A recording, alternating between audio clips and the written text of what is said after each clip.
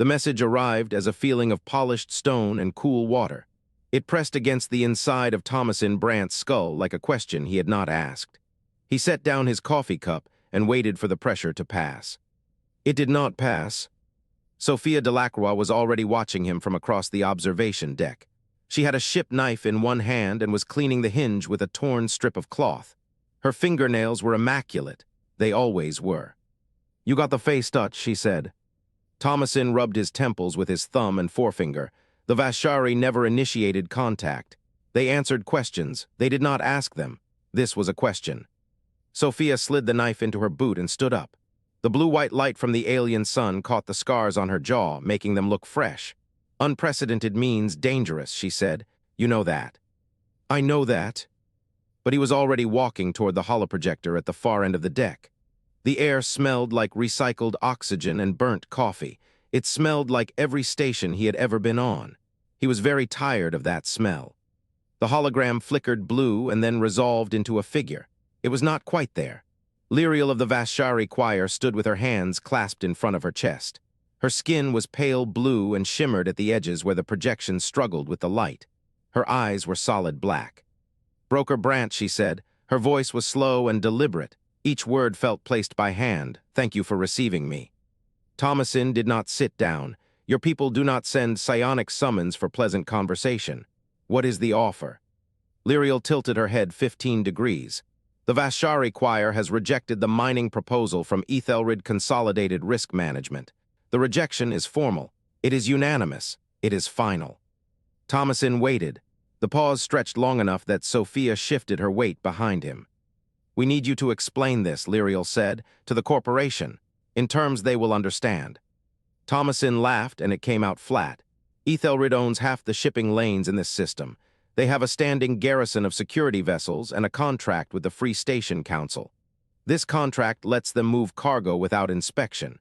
Refusing them is not a negotiation. It is a declaration of economic war." Lyriel did not blink. "We are aware." "Then you know what happens next. Ethelred applies pressure. They choke your supply lines. They start with food and medicine. They wait for you to come back to the table with worse terms than the ones you rejected. That is how this works." Lyriel's hands were still clasped. Her fingers were still. "We have a recording of the choir's consensus," she said. "May I show you?" Tomasin gestured with his hand. "Go ahead." The hologram shifted.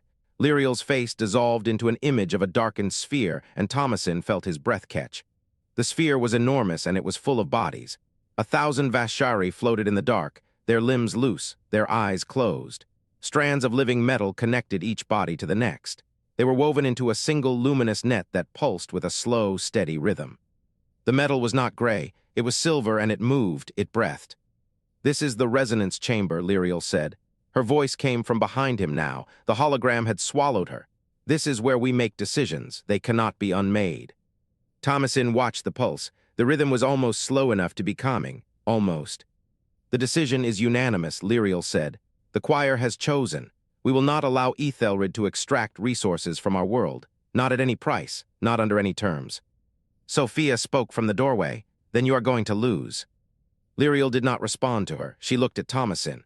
Her solid black eyes held something he could not name. "Broker Brandt, the choir needs a neutral voice. Someone who can translate our refusal into language your people respect. We will pay you in bonded circuit, one strand, enough to adapt any technology you own." Tomasin's left hand trembled. He pressed it flat against his thigh. A bonded circuit could buy him a new life, a new name, a planet where no one knew who he was. It was more than he had made in the last 10 years combined. He opened his mouth to say yes. And then he felt it. It was not sound, it was not vision. It was pressure behind his eyes and a metallic taste on his tongue. For one single second, he was not standing on an observation deck. He was floating in the dark. He was connected to 1,000 other souls by threads of living silver. He was afraid. Not afraid of the corporation, not afraid of losing. Afraid of what they would become if they fought back. The pressure released. The metallic taste faded. Tomasin was standing in the blue-white light with his hand pressed against his leg. A hollow space existed where his certainty used to be. "I will take the contract," he said. Behind him, Sofia made a sound that was not quite a laugh. "You are a fool, Brandt." He did not turn around, probably. Lyriel's hologram reformed in front of him, her head tilted again. The translation protocols will be sent to your datapad. The choir thanks you. The hologram dissolved. The observation deck was empty and quiet except for the hum of the station's rotation. The soft hiss of the air recycler joined it. Tomasin turned to tell Sofia that he knew what he was doing. She was gone. The door was closed. Her knife was still on the deck where she had been sitting. A strip of cloth was draped across the blade. He pulled out his datapad and opened the message log. 3 Ethelred security vessels had just dropped out of warp on the system's edge. They were not scheduled to be here for another 2 weeks. The amber glow of the crystal walls painted Lyriel's hands as she raised them to the choir. The chamber breathed around her, 1,000 Vasshari pulsing in sympathetic rhythm. Their bodies were suspended in the warm air of the gathering space. She let the memory of the negotiation flow through her resonance. Tomasin Brandt, his gray clothes, his trembling hand. The sharp, layered texture of his emotional signature, fear layered over exhaustion, layered over something harder she could not name. The choir pulsed approval in waves of cool blue light. All of them except Tharwin. His resonance remained dark, a patch of stillness in the sea of agreement. Lyriel felt it as a pressure against her own pattern, patient and unmoving. She had known him for 80 years. The old elders did not pulse with the crowd. They waited. The gathering dispersed in silence. The bodies drifted downward like leaves settling on still water. Lyriel remained by the crystal wall, her palm pressed to the warm, amber surface.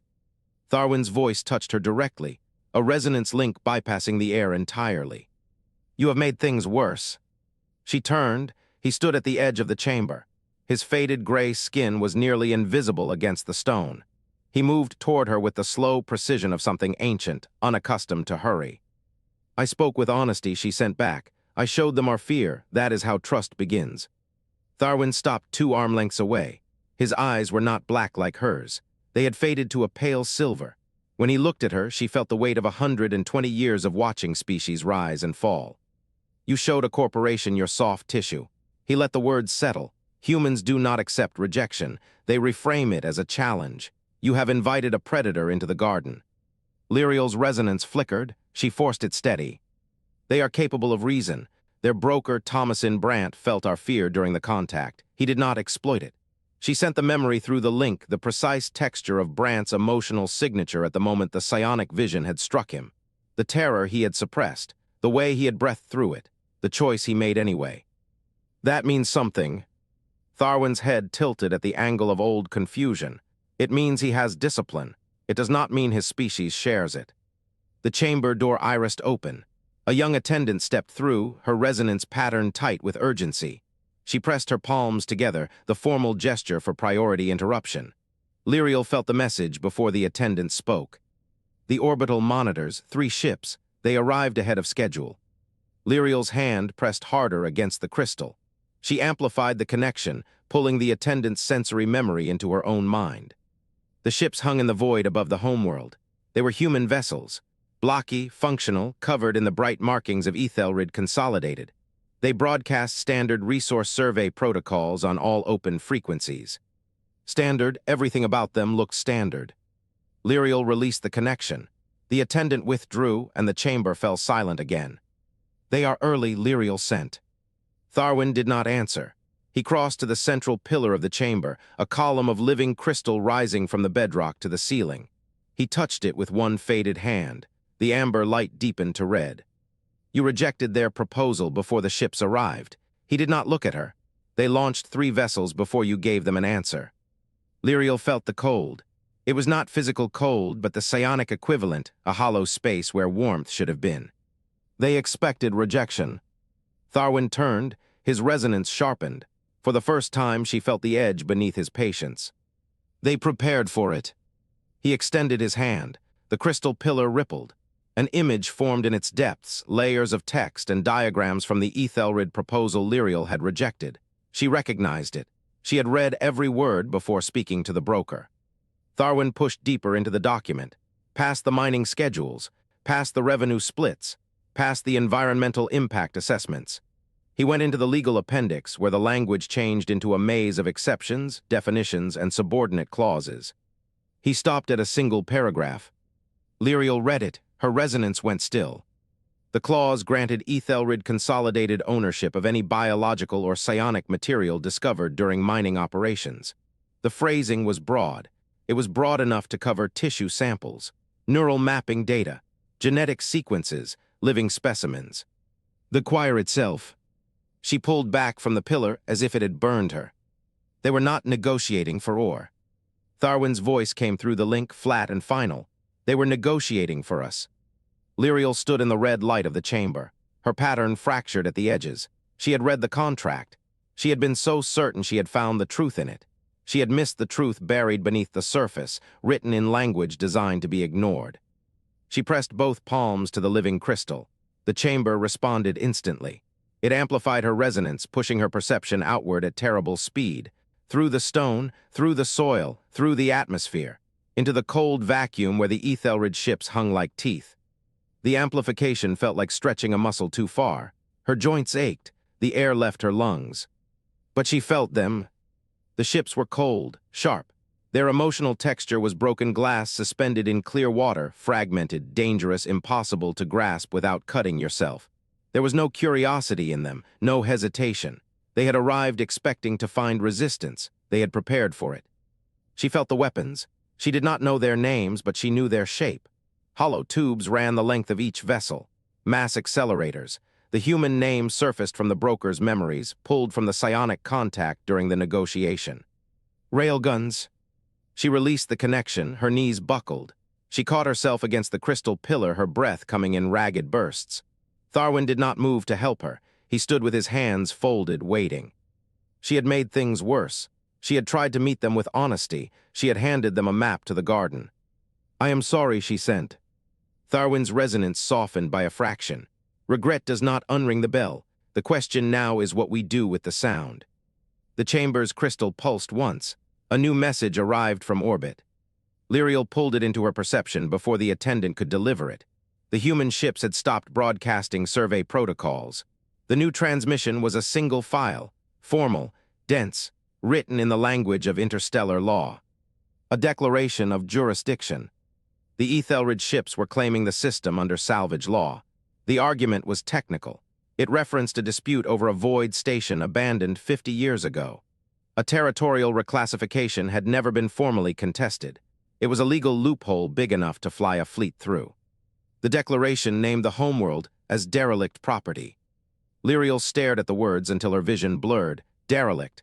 The choir had lived here for 12,000 years. They had built the crystal chamber. They had shaped the mountains. They had never once left. And the humans had filed a legal claim. The claim treated their home as empty space. Tharwin touched her shoulder. His hand was cool against her skin. His resonance carried the weight of certainty.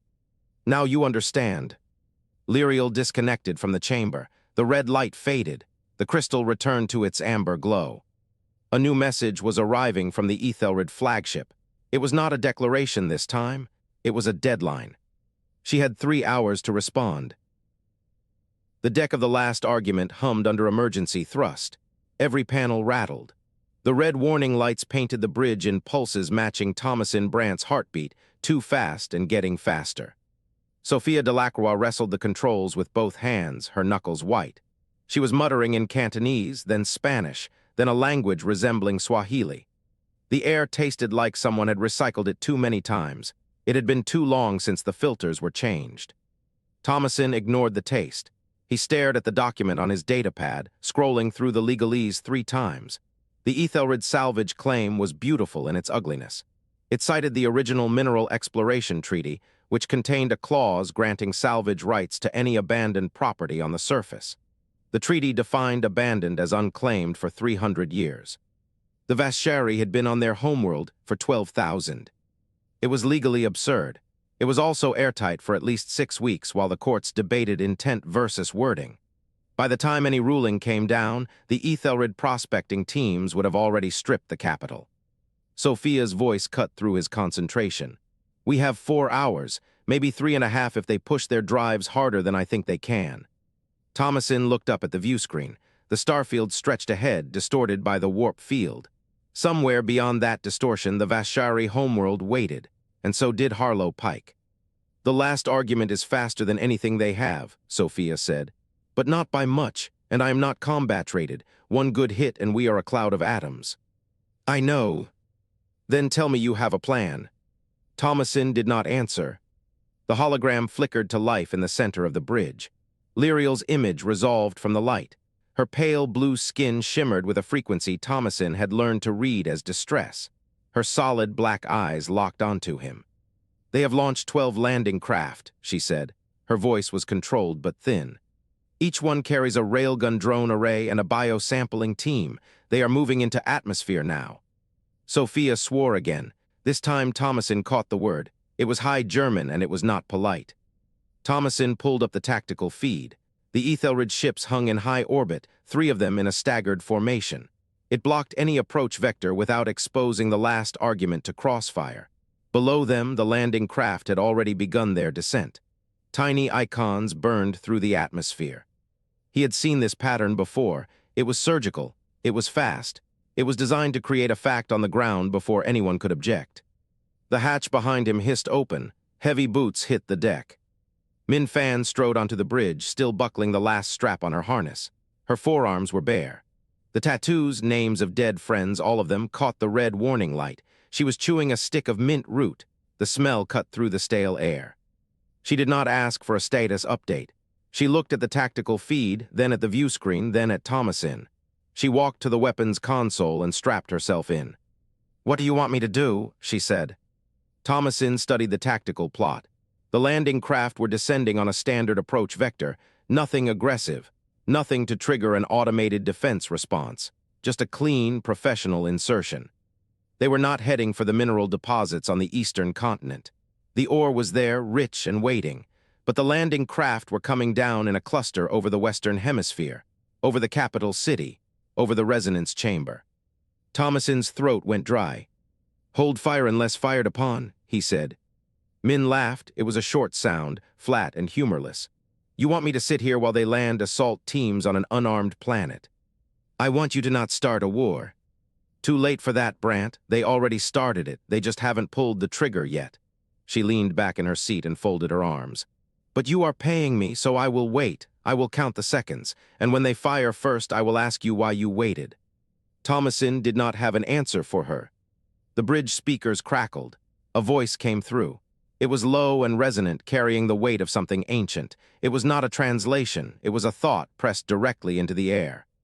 "Lyriel of the choir." Tharwin's voice. There was no warmth in it. There was only the flat certainty of someone already decided. "The chamber is active. The choir is joined." Lyriel's hologram wavered. Her features sharpened with something Tomasin had never seen on a Vasshari face before. It took him a moment to recognize it. It was the same look Min had worn when she laughed. It was resignation. "Tharwin," Lyriel said, "do not do this. If the Ethelred team reaches the capital, the choir will defend itself. This is not a negotiation. This is a statement of intent." The line went dead. Tomasin stared at the empty space where the voice had been. The tactical feed updated. The Ethelred landing craft had changed course. They were no longer descending on a standard approach. They were coming down hard and fast, a precision drop aimed directly at the capital. The data scrolled across his display. 3 ships in high orbit, 12 landing craft inbound. The hailspike arrays on those craft were not for defense. They were area denial weapons designed to saturate a kill zone with ballistic fire. If the choir tried to defend itself psionically, the drones would not care. They had no minds to disrupt. Min unlocked her console with a series of quick taps. The targeting reticle appeared on the view screen, a green circle hovering over the lead Ethelred ship. She ran the firing solution. The reticle turned solid green. She looked at Tomasin. Her face was calm. Her knuckles were white on the control grips. "The last argument comes out of warp in 90 seconds, Sofia said. "I am going to put us right in their face because that is apparently what we are doing now." Tomasin looked at Lyriel's hologram. Her black eyes were fixed on him. She did not speak. She did not need to. He could feel the weight of her presence pressing against his awareness, a question demanding an answer. He had taken the job as a broker. He had told himself he was neutral. He had told himself the only leverage in any negotiation was the one you could walk away from. But the landing craft were not heading for ore deposits. They were heading for the center of an entire civilization, innocent of any harm to humans. Min's hand hovered over the firing key. The targeting reticle stayed green. Sofia counted down under her breath. 45 seconds. Tomasin opened his mouth. The view screen went white. A pulse of light erupted from the surface of the planet below. It was not an explosion. There was no heat, no debris, no shockwave. It was a wave of radiance. It rippled upward through the atmosphere, spreading in a perfect circle from the capital city. The light hit the lead Ethelred ship. The ship stopped. Everything stopped. The tactical feed froze. The targeting reticle went dead. The vibration of the deck fell silent as Sofia cut the engines. The last argument dropped out of warp in the middle of a battlefield, suddenly very still. Tomasin looked at the view screen. The light was still climbing. It was moving past the disabled ship, reaching for the other two. And at the heart of that radiance, he could see something else. A shape like a face, reflected across 1 billion crystal surfaces. Tharwin's voice returned to the speakers, but it was not the same voice. It was older. It was vast. It carried the resonance of 3,000 years of silence. "The chamber has spoken," the voice said. "You have 1 hour to leave this system before we remove you by force." The light began to pulse. The lead Ethelred ship started to drift, tumbling slowly on its axis. Its crew was still alive, but no longer in control. Min looked at Tomasin. Her hand was still hovering over the firing key, but the targeting reticle was dead. Nothing to lock, nothing to fire at. Sofia stared at the view screen. What the hell was that? Tomasin did not know, but he knew one thing with absolute certainty. The Vasshari had just shown their hand, and Director Harlow Pike did not fold. The air turned solid. Lyriel felt it first in her teeth, a vibration running through her jaw and down her spine, settling into the marrow of her bones. The resonance chamber had activated before she was ready, before she had taken a single conscious breath to prepare. Now the crystal walls were not amber anymore. They were white, hot white, screaming white. She opened her mouth and tasted fear. Not her own, all of them. 10,000 members of the choir, their emotional states flooding through the living metal links, pouring into her chest like water through a broken dam. Fear was the surface layer. Beneath it, unity, a seamless agreement that needed no words. And beneath that, something older, something she had never felt in a Vasshari mind before. Cold, ancient rage. It did not belong to her species. Rage was not in the choir's emotional vocabulary. But it was there now, coiled at the base of the resonance like a serpent waking from a very long sleep. Lyriel's hands shook. Her vision doubled. She could see through 1,000 pairs of eyes at once. All of them were trained on the same thing, the ceiling of the chamber, where the minds of the Ethelred landing crews burned like small, anxious stars against the dark. "Anchor." Tharwin's voice arrived as a pressure behind her eyes. Not sound. Intent. He was holding the amplification steady, his consciousness spread thin across the entire network like a membrane containing a flood. She felt his age in that moment, 120 years of careful restraint, and she felt it fraying. "Do not attack." The instruction rippled through the choir in a wave. 10,000 minds accepted it without hesitation. They would not strike the human ships. They would not overwhelm the pilots with terror or pain or a violent impulse. It would shatter their fragile nervous systems. They would give them grief instead. Lyriel felt Tharwin open the archive. 3,000 years of loss. Every species the choir had watched go silent. Every extinction, every departure. The abyssal returning to their deep ocean worlds and never emerging again. The null entities fading into the void between stars until there was nothing left to resonate with. The Flintshard, still alive but so distant now their thoughts arrived as static, broken, and unreadable. The weight of it was monstrous. Lyriel did not broadcast. She could not. She was merely a node, a conduit, a single voice in a chorus 10,000 strong. But she felt the grief pass through her. It changed the shape of her bones. She understood, for the first time, what Tharwin had been carrying alone for decades. The effect was immediate. She saw through the resonance. The Ethelred landing craft, 12 of them, descending through the atmosphere in a tight formation. Their pilots were human. Their minds were loud and simple, focused on navigation and target acquisition and the procedural satisfaction of a job going according to plan. Then the grief hit them. The first craft wobbled. Its descent angle shifted by 5 degrees, then 10. Lyriel felt the pilot's mind flood with emotion he had no name for, a sadness so vast it had no edges, a loneliness that predated his species entirely. He stopped flying. His hands fell from the controls. His craft drifted. The second and third craft followed. Two of them collided in low orbit. The impact was soft by military standards, a grazing strike. It sent both vessels into a slow spin. Their engines cut out, no distress call, no announcement, just silence and the slow tumble of metal bodies through the dark. The remaining 9 went dark. Their power signatures dimmed. Their pilots had simply stopped. They hung in the upper atmosphere like seeds suspended in water, waiting for a wind that would never come. Lyriel felt a surge of relief, and then she felt the pushback. The Ethelred ship in high orbit, a heavy corvette, bristling with communication arrays, detected the anomaly. Its emergency protocols activated automatically.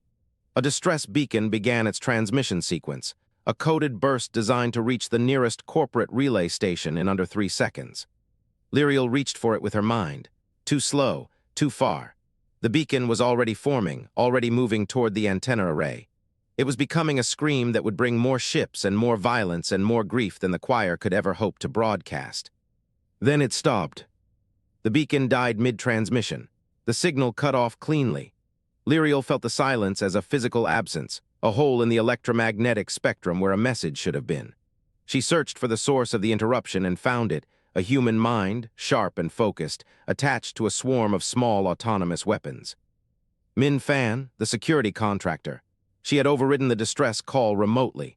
She had used the Hailspike's command codes to hijack the corporate emergency frequency and shut it down. A human had just saved them. Lyriel did not have time to process that.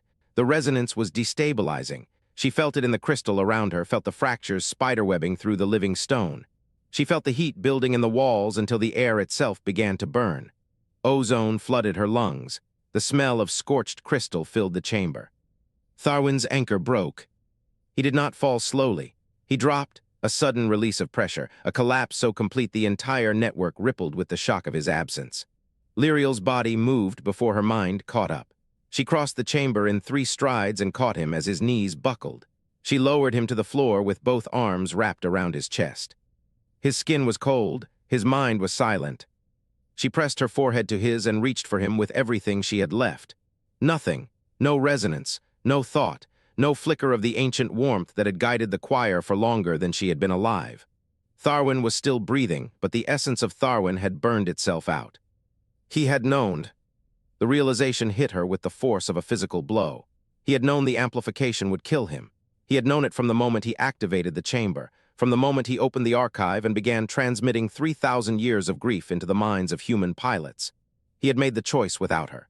He had taken the burden of decision and carried it into the fire. He left her alive and intact and utterly unprepared to stand in his place.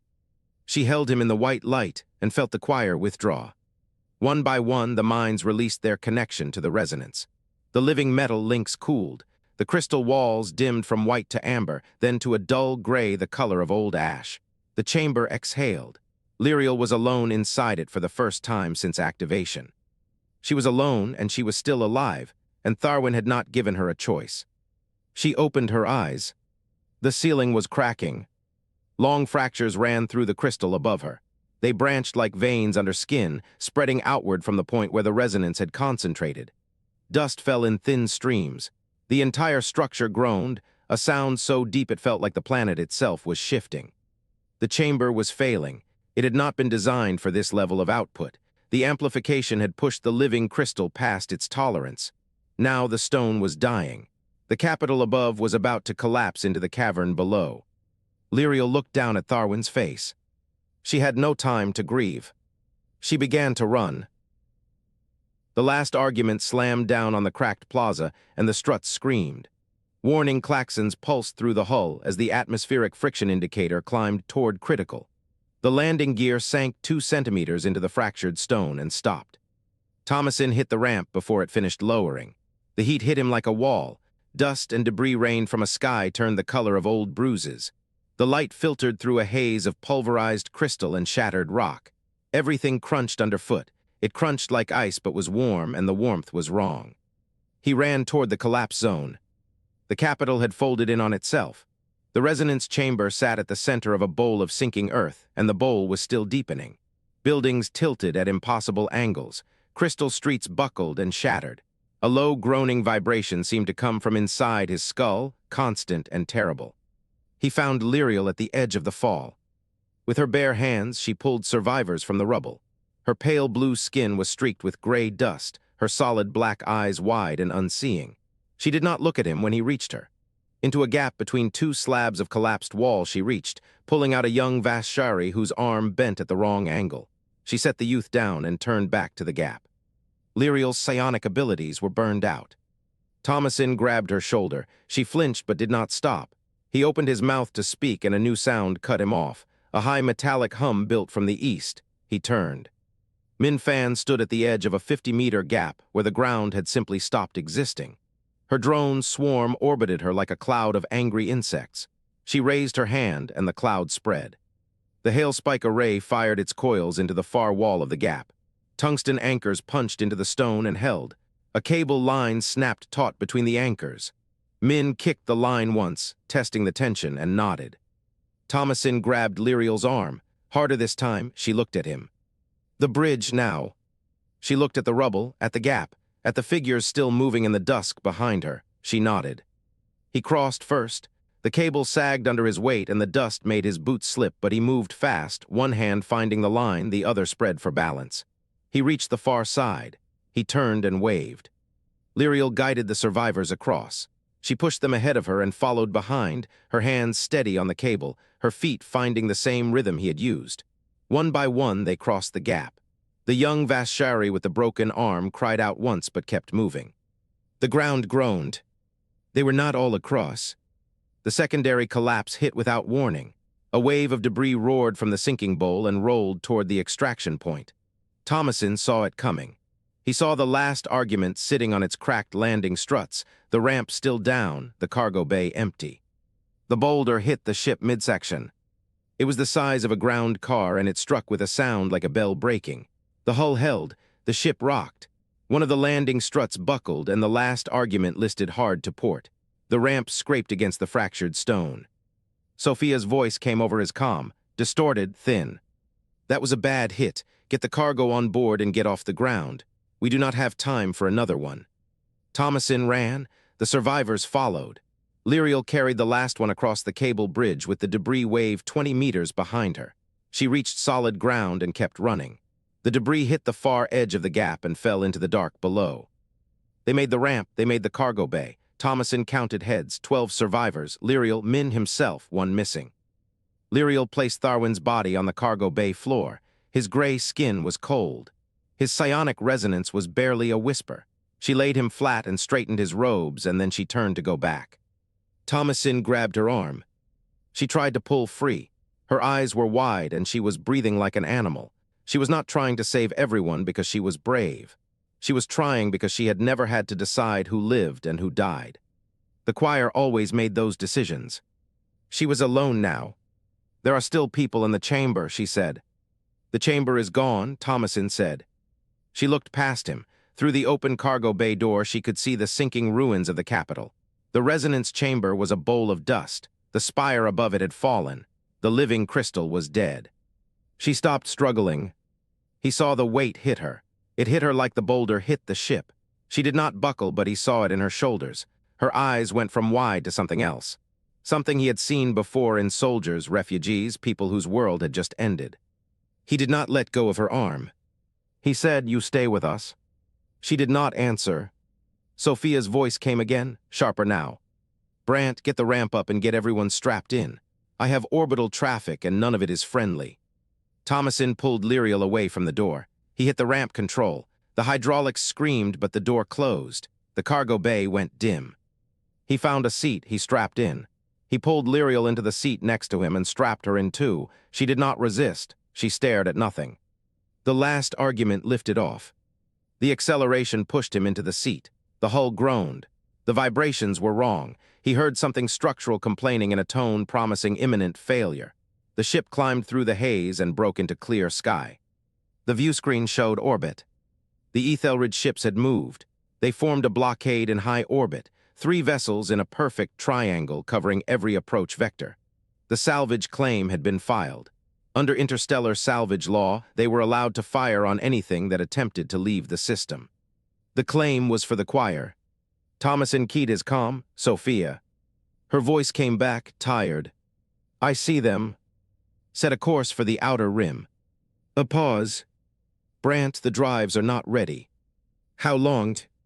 40 minutes before the cruiser is in weapons range.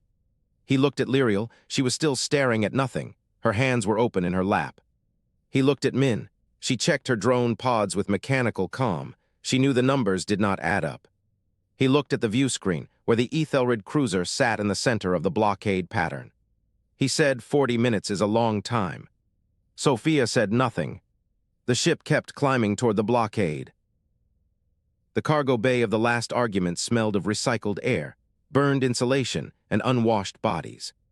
Tomasin Brandt sat on an overturned crate with his back against the bulkhead. The stimulant patch on his neck had gone numb an hour ago, but his heart still hammered at an unsustainable pace. He watched Lyriel sit motionless on a crate across from him. Her bandaged hands rested in her lap like she had forgotten they were part of her body. Tharwin lay on a stretcher between them. The monitoring patch on his chest pulsed a slow gray rhythm. He breathed, that was all. Sofia's voice came through the intercom from somewhere in the engine corridor. It was not words. It was a string of profanity followed by the sound of something metallic hitting the deck. Min Fan appeared in the cargo bay hatch. She pulled her earpiece out and chewed the end of her mint root. They have an internal comm channel that is not encrypted, she said. Just a social feed. Crew gossip, shift rotation complaints, but I found something. She tossed a datapad to Tomasin. He caught it one-handed. The screen showed a transcription in progress. Director Pike is celebrating, Min said. He thinks the operation is a success. He told his senior staff that the surviving Vasshari will be grateful for the extraction. They will sign the mining rights to fund reconstruction. Tomasin read the transcript. The words were casual, almost bored. Pike's voice in text form had no warmth and no guilt. He had already spent the profit. He held the datapad out to Lyriel. She took it, her bandaged fingers curled around the edges. She read for a long time. Her face did not change. The shimmer in her skin had faded to nothing. Her solid black eyes reflected the screen's light without interpretation. She set the datapad down. What do humans do, she asked, when someone takes something that belongs to them? Tomasin felt the question land in the center of his chest. It was not theoretical. She was not asking about property law. She was asking about the edge of the species she had just watched destroy her home. He leaned forward. His boots scraped the deck plating. We call it leverage, he said. We find something the other side wants more than what they took. Or we find a way to make what they took worth less than the cost of keeping it. Lyriel tilted her head. The angle was exactly 15 degrees. And if neither is possible, then we wait, Tomasin said. We make them spend more than the asset is worth. We make the system expensive. We make occupying it cost them more than abandoning it. Her eyes held his. He could not read her. The psionic connection, once letting him feel her emotions, had burned out with the chamber. She stood up. Take me to the surface, she said. Tomasin did not move. The chamber is gone. You said so yourself. Not the chamber, the ruins. The crystal shards are still there. Some of them are large enough to amplify a single voice. She unwrapped her left hand. The bandages fell away. Her fingers were raw, the skin split in patterns following the lines of her palm. A thin bead of blood welled up and ran down her wrist. The damaged crystal will accept me, she said. It knows my resonance. It will not give me the full choir, but it will give me enough. For what? For a broadcast. I will project a century of economic data into every human financial network in the sector. Shipping routes, supply chains, warehouse inventories, trade agreements. Everything the choir has observed since humans first entered our space. Tomasin opened his mouth, closed it. The implications unfolded in his head like a cascade failure. Every competitor Ethelred would have the same information at the same time. The same routes, the same supply chains, the same trade dependencies. If the data was public, there was no monopoly. There was no exclusive claim. The salvage rights became meaningless because 100 other corporations would have the intelligence to file competing claims. He had spent 20 years in the broker trade. He had never thought of this. He should have. It was so obvious that his failure to see it felt like a wound. Lyriel stepped toward the cargo bay ramp. Her bare feet made no sound on the metal. Tomasin stood up. His legs felt unsteady. The cruiser will see us the moment we break shadow, he said. They will put railgun rounds through this ship before you get within 5 kilometers of the surface. Then I will go alone. You will die. She turned to face him. The blood from her hand had started to crystallize as it mixed with the living metal residue still in her system. Fine patterns spread across her fingers like frost. I am already dead, she said. The choir is gone. Tharwin is barely breathing. My home is a collapsed crater. What I have left is one thing, the ability to make sure the humans who did this do not profit from it. Tomasin stepped forward. He stopped 2 meters from her. That is not leverage, he said. That is revenge. Revenge feels good for about 10 seconds, then you are dead and nothing changes. She stared at him. The black of her eyes was absolute. So what do you suggest? He had nothing. He was running on stimulant residue and 2 hours of sleep in the last 48. His hands were shaking. The tremor in his left hand was worse than usual. Min spoke from the hatch. The cruiser just changed course. Tomasin turned. Min was holding her earpiece again, her face set in the expression she wore when something was about to go very wrong. They are not coming for us, she said. They are heading for the surface. Director Pike has decided to secure the resonance chamber ruins personally. The silence in the cargo bay stretched. Lyriel's hand reached out. Her bleeding fingers touched Tomasin's wrist. He felt the contact as a shock, cold, then warm, then something not temperature at all. A thread of presence pressed against the back of his mind, faint, like a voice from a great distance. Her psionic ability was not completely gone, just barely alive, held together by will. He felt what she felt. His guilt, the weight of the decisions he had made, the exhaustion that pulled at his bones, the thin thread of hope he had not admitted to himself, and something else, the bond of a person choosing to stay when every instinct told him to run. She released his wrist. You are no longer a broker, she said. You are a witness, and witnesses have to survive long enough to testify. Tomasin looked at the cargo bay hatch. Beyond it was the bridge. Beyond the bridge was a small moon's shadow and an empty system, and a war that had not started yet. He looked back at Lyriel. Her hand was still bleeding. The crystallized patterns had reached her wrist. Sofia's voice came through the intercom. It was calm this time. I can get us to the surface, she said. I cannot get us off it again. If Pike lands that cruiser, we are trapped down there with him. Is that what we are doing? Tomasin looked at Lyriel. She looked back. The ship's intercom clicked off. Min's voice replaced it. Brandt, the cruiser, just entered atmosphere. Pike is groundside in 15 minutes. Tomasin felt the stimulant residue finally drain out of his system. He was running on nothing now. No chemicals, no backup plan, no leverage. Just a wounded alien and a cargo ship unlikely to fly again. He said, tell Sofia to plot a descent trajectory. Min did not argue. Her footsteps retreated down the corridor. Lyriel rewrapped her hand. The bandages stained red almost immediately. Tomasin turned toward the bridge. Behind him, Tharwin's monitoring patch pulsed gray, slow, steady, alive. The ship's engines hummed to life. And Min's voice came back over the intercom, tight and controlled. Brandt, we have a problem. He stopped. The cruiser just went dark on my scopes, she said. Not destroyed, not damaged, just gone, no transponder, no drive signature, nothing. Sofia cut in, her voice strained. I have nothing. It just vanished from every sensor. He is down there somewhere. He is waiting. Tomasin looked at Lyriel. She was already staring at the cargo bay ramp at the planet waiting below. Her face was set. She would go down alone if she had to. She would die, Pike would win. The witnesses would be silenced. He keyed the intercom. Sofia, he said, find us a landing site, somewhere hidden, somewhere close. A beat of silence, then Sofia's voice, resigned but firm. Already on it, strap in. The rain started as a whisper against the broken crystal above.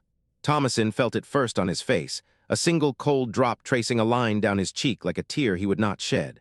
The ruined resonance chamber spread around him in jagged arcs. Its walls were half melted from the psionic overload killing the choir. Fractured light danced across the debris, captured from the storm clouds gathering overhead. He was too tired to feel triumph, too empty to feel relief. Director Harlow Pike descended the ramp of his landing craft alone. The sealed environmental suit made his movements heavy, deliberate. When he reached the chamber's outer edge, he stopped. He removed his helmet.